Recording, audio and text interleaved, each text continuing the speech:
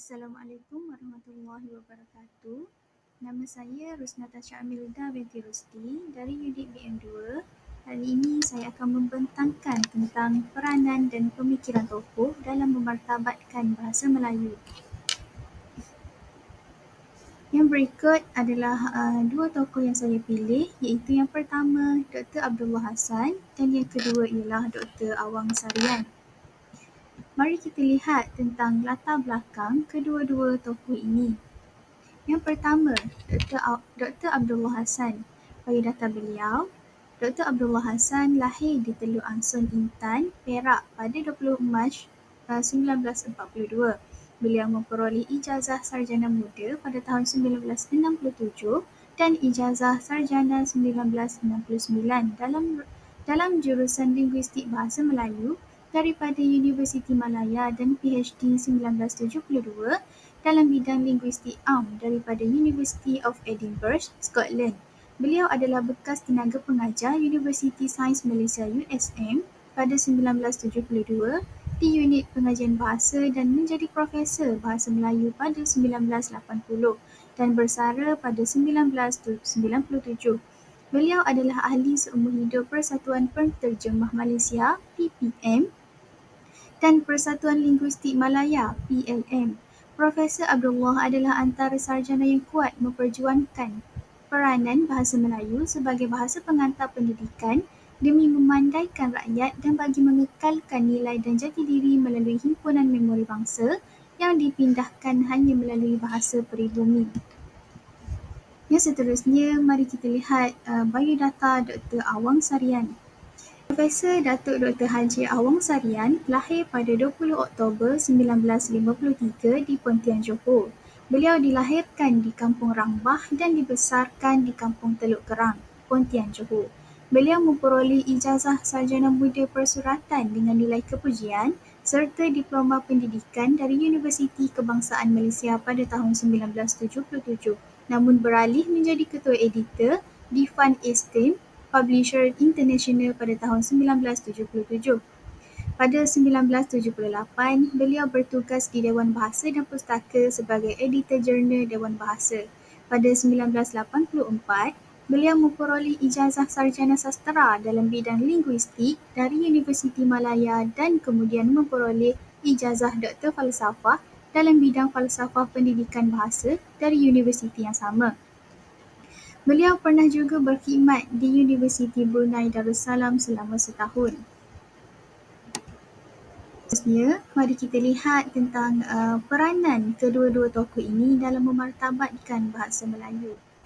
Yang pertama, Dr. Abdullah Hassan. Peranan beliau yang pertama ialah pengembangan kajian linguistik. Dr. Abdullah memperkenalkan kajian linguistik bahasa Melayu yang mendalam, termasuk dalam fonologi, morfologi, sintaksis dan semantik untuk memahami struktur bahasa dengan lebih jelas dan sistematik. Yang kedua ialah meningkatkan pengajaran dan pembelajaran bahasa Melayu. Beliau menyumbang kepada pembangunan kurikulum pengajaran bahasa Melayu di institusi pengajaran tinggi, memperkenalkan kaedah pengajaran berasaskan penyelidikan linguistik yang lebih berkesan. Peranan yang keempat ialah di bawah pimpinannya, beliau meneruskan usaha mengadakan persidangan penterjemahan antarabangsa ke-7 iaitu pada tahun 1999, ke-8 pada tahun 2001, ke-9 pada tahun 2003, ke-10 pada tahun 2005 dan yang terakhir persidangan penterjemahan antarabangsa ke-11. Peranan Dr. Abdullah Hassan yang terakhir ialah penulisan dan penerbitan karya ilmiah. Melalui penulisan buku dan artikel, beliau mempopularkan kajian linguistik dan meningkatkan pengiktirafan bahasa Melayu dalam kalangan akademik di peringkat antarabangsa. Seterusnya, dapat kita lihat peranan Dr. Awang Sarian dalam memartabatkan bahasa Melayu. Peranan beliau yang pertama ialah penggunaan bahasa Melayu dalam akademik dan penulisan. Awang Sarian menghasilkan karya dalam bahasa Melayu membuktikan bahasa ini relevan dalam bidang ilmu dan pendidikan. Yang kedua ialah beliau membuat pembinaan dan pengukuhan kosakata. Beliau memperkaya bahasa Melayu dengan istilah baru agar sesuai dengan perkembangan ilmu pengetahuan dan teknologi. Yang ketiga pula, beliau menyokong bahasa Melayu sebagai bahasa kebangsaan. Awang Sarian memperjuangkan penggunaan bahasa Melayu sebagai bahasa kebangsaan yang penting untuk perpaduan negara. Peranan beliau yang keempat ialah penglibatan dalam organisasi bahasa. Beliau aktif dalam persatuan seperti Dewan Bahasa dan Pustaka (DBP). Beliau membantu memajukan bahasa Melayu di peringkat nasional. Yang kelima ialah pendidik dan pembimbing generasi muda. Sebagai pendidik, beliau menekankan penguasaan bahasa Melayu dalam membina jati diri dan komunikasi yang berkesan. Dan yang terakhir ialah penyebaran dan penerbitan karya. Melalui karya-karya beliau, Awang Sarian menyebarkan nilai budaya dan keindahan bahasa Melayu dalam masyarakat. Seterusnya, mari kita lihat tentang pemikiran kedua-dua tokoh ini dalam memartabatkan bahasa Melayu. Yang pertama ialah Datuk Abdullah Hassan. Abdullah Hassan berpendapat bahawa salah satu fungsi terpenting bahasa adalah menyampaikan maklumat dan berfungsi sebagai alat komunikasi. Abdullah Hassan merupakan sarjana yang kuat memperjuangkan peranan bahasa Melayu sebagai bahasa pengantar pendidikan demi memandaikan rakyat dan bagi mengelakkan jati diri melalui himpunan memori bangsa yang dipindahkan hanya melalui bahasa peribumi. Beliau juga berpandangan bahawa orang-orang Melayu perlulah mempelajari bahasanya sendiri, iaitu bahasa Melayu, untuk memperoleh kepandaian dan ilmu. Manakala dari segi pemikiran Dr. Awang Sarian pula, Awang Sarian melihat kemerosotan bahasa Melayu dalam dua aspek, iaitu aspek taraf dan mutu. Pemikiran Awang Sarian bersifat kritis konstruktif, iaitu setiap kritikan disertakan dengan cadangan yang boleh dilaksanakan untuk menyelesaikan sesuatu isu. Pandangan yang dilontarkan juga memperlihatkan semangat juangnya sebagai ahli bahasa yang tegas menentang perkara yang menyalahi peraturan bahasa Melayu tanpa bersifat prejudis dan mengira pangkat mereka. Seterusnya di sini dapat kita membuat banding beza peranan dua tokoh dalam memartabatkan bahasa Melayu. Perbezaan yang pertama ialah dari segi pendekatan akademik dan komunikasi masa. Dr. Abdullah lebih tertumpu kepada kajian linguistik dan pendidikan bahasa, sementara Dr. Awang Sarian memberi tumpuan kepada penggunaan bahasa Melayu dalam komunikasi sehari-hari, media dan penyebaran ilmu melalui platform yang lebih luas.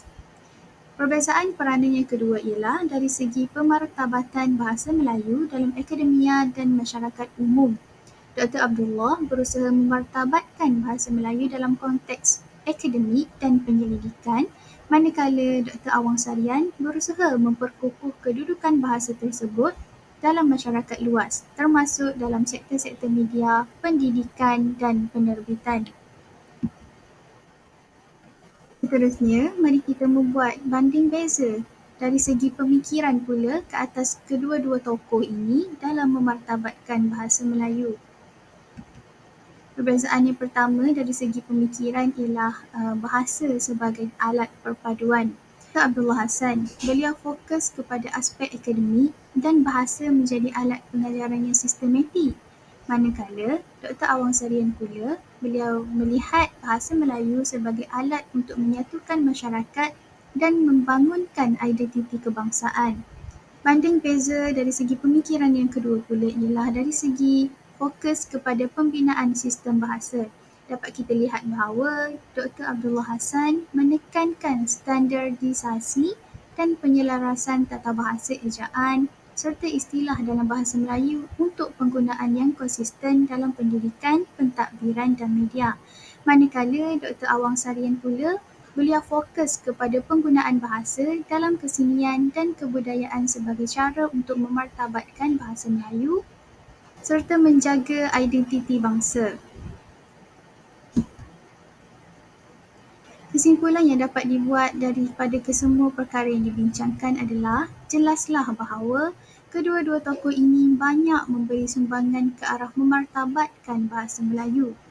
Tambahan pula, Dengan adanya penerbitan karya-karya yang menarik oleh kedua-dua tokoh ini mampu menarik minat anak muda untuk membaca dan menambah ilmu pengetahuan mereka tentang kepentingan bahasa Melayu. Sebagai contoh, karya Dr. Abdullah Hassan yang diterbitkan pada tahun 1980 iaitu karya yang bertajuk Tata Bahasa Bahasa Melayu, Morfologi dan Sintaksis. Manakala contoh karya Dr. Abdullah Hassan pula ialah Pemartabatan Bahasa Melayu. Walaupun terdapat perbezaan antara peranan dan pemikiran kedua-dua tokoh ini, namun matlamatnya tetap sama, iaitu untuk memartabatkan bahasa Melayu dan menjadikan bahasa Melayu sebagai bahasa yang unggul sehingga ke hari ini. Saya rasa itu saja daripada saya. Saya berharap semua masyarakat dapat berganding bahu dalam memartabatkan bahasa Melayu. Wabillahi taufiq wal hidayah. Wassalamualaikum warahmatullahi wabarakatuh. Terima kasih.